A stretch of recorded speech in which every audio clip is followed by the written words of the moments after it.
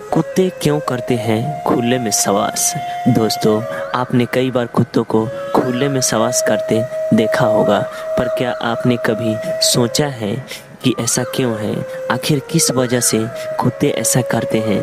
कहीं ये उसकी किसी भूल की सजा तो नहीं, या है कोई और कारण? नमस्कार मित्रों, मेरा नाम है चुन्नू। आपको फिर से एक बार भक्ति कहानी यूट्यूब चैनल पर तहे दिल से सभी श्रोतागण के नमस्कार करता हूँ। दरअसल महाभारत में एक ऐसी शर्मनाक घटना घटित हुई थी जिसने कुत्ते की पूरी जाति का भविष्य ही बदल दिया था। आपको बता दें कि कुत्तों को ये श्राप किसी और ने नहीं बल्कि पांडवों की पत्नी ने, द्रौपदी ने दिया था। अब सवाल ये उठता है कि पंचाली का भला कुत्तों से क्या बैर, और उन्होंने कुत्तों को ही ये श्राप क्यों दिया?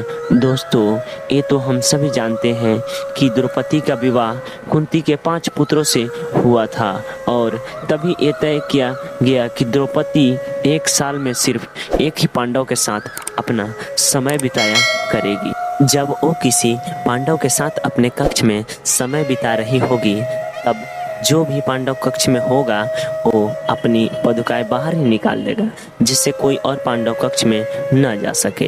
ये बातें सभी पांडवों ने मान ली थी। एक दिन द्रौपदी अर्जुन के साथ अपने कमरे में थी। दोनों ही बहुत सुखद समय बिता रहे थे। एक दूसरे की बातों में खोए दोनों उस समय का आनंद ले रहे थे। तभी उनके कक्ष के बाहर एक कुत्ता आया। उसने अर्जुन की पदुकाएं अपने मुंह में दबाई और जंगल की ओर भाग गया। जंगल जाकर कुत्ता उस पदुका से खेलने लगा। तभी भीम ने अपनी कक्ष में जा रहे थे। उन्होंने देखा कि द्रौपदी के कक्ष के बाहर कोई पदुकाएं नहीं। इसका मतलब है कि वो इस समय कक्ष में अकेली है। भीम बिना कुछ सोचे तुरंत कक्ष के अंदर चले गए। जब द्रौपदी ने भीम को अचानक इस तरह कमरे में देखा तो वो गुस्से से आग बबूला हो गई और लज्जित महसूस करने लगी। गुस्से में लाल द्रौपदी ने भीम से पूछा, आप कक्ष के अंदर कैसे आ सकते हैं? जबकि कक्ष के बाहर निकली पदुकाएं इस बात का संकेत दे रही है कि कक्ष के अंदर अर्जुन है। द्रौपदी को शांत करते हुए भीम ने कहा, बाहर तो कोई भी पदुकाएं नहीं है, तभी तो मैं अंदर आया। अगर मुझे कोई पदुका दिखती तो मैं अंदर आता ही नहीं। तब अर्जुन और भीम पदुका को देखने के लिए कक्ष के बाहर आ गए और उसे खोजने लगे।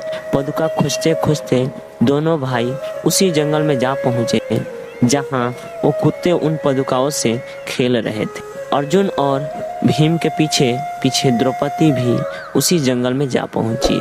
जब उन्होंने उस कुत्ते को पदुका के साथ खेलता देखा, तब गुस्से से भरी द्रौपदी ने न आव देखा न ताव और कुत्ते को श्राप दे दिया। उन्होंने श्राप देते हुए कहा कि आज तुम्हारी वजह से मुझे भीम के सामने शर्मिंदा होना पड़ा है, इसलिए मैं तुम्हें और तुम्हारी पूरी जाति को खुले में श्वास करने का श्राप देती हूँ। और तभी से ये श्राप कुत्ते आज तक भुगत रहे हैं। हालांकि ये कहानी किसी भी ग्रंथ में नहीं मिलती। इसके 2 कारण, पहला ये, इस लोक का कथा को कोई परिणाम नहीं है, और दूसरा एक कि सभी जानवर खुले में ही श्वास करते हैं। तो क्या श्राप सिर्फ कुत्ते को ही दिया गया था?